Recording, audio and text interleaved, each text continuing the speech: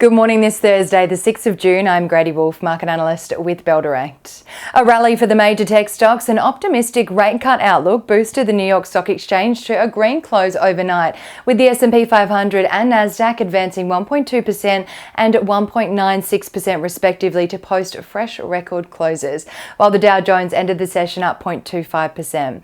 JOLTs Job Openings data for April, also released overnight, added to improved investor sentiment as the reading came in at a decline to 8.059 million jobs in April from 8.355 million jobs in March, which indicates further easing of the tight labour market in the US. Tech darling Nvidia rose 5% on Wednesday to reach a fresh record high and a $3 trillion market cap on Wednesday after the chipmaking giant unveiled some new chips to start the week. In Europe overnight, markets reversed Tuesday's losses to close higher on Wednesday ahead of the European Central Bank's rate decision out on Thursday. The Stock 600 rose 0.84%, driven by a rally for tech stocks, while mining stocks again weighed on gains with a fall of 0.5%. Germany's DAX rose 0.93% on Wednesday, the French CAC at a 0.87%, and in the UK, the FTSE 100 gained 0.18% at the closing bell.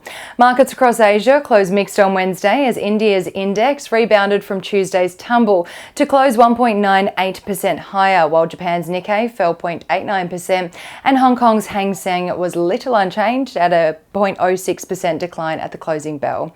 Locally, the midweek session ended 0.41% higher as a broad market gain offset weakness among commodity prices and mining stocks overnight.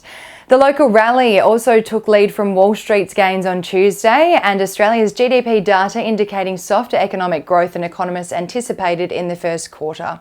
Treasury Wine Estates rose 6.1% on Wednesday after the company reaffirmed FY24 guidance ahead of its USA investor presentation.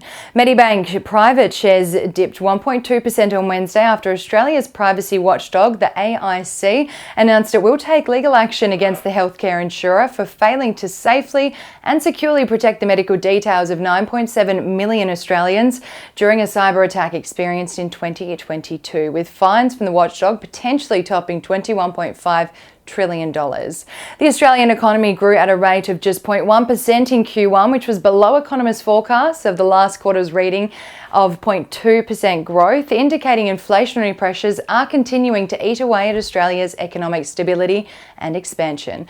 The 0.1% expansion reported in Q1 was the softest growth in 6 quarters and driven by subdued domestic demand and fixed investment falling further. Investors will likely react to the release of Australia's trade balance data out today at 11:30 a.m. Eastern Time, with the expectation of a slight rise in Australia's trade surplus from March's $5.024 billion to $5.5 billion, indicating a rebound in exports compared to imports, where exports have been declining since November. Ahead of Thursday's session here in Australia, the SPI futures are expecting the ASX to open the second last trading day of this week, up 0.54%, tracking Wall Street's record closing rally overnight. On the commodities front this morning, oil has recovered some ground to trade 1.4% higher at $74.28 a barrel. Gold is up 1.14% at $2,355 an ounce, and iron ore is down 2.19% at $107.69 a ton. One Aussie dollar is buying 66 US cents, 103.77 Japanese yen, 51.97 British pence, and 1 New Zealand dollar and 7 cents. And now let's dive into a trading idea for your consideration today. Bell Potter has increased the rating on Infomedia from a hold to a buy and have increased the 12-month price target on the leading provider of software solutions to the automotive industry after the company presented twice last week, indicating the financial year is tracking to plan and outlook is perhaps better than Bell Potter had expected. And that's all for this Thursday morning. Have a terrific day, and as always, happy investing.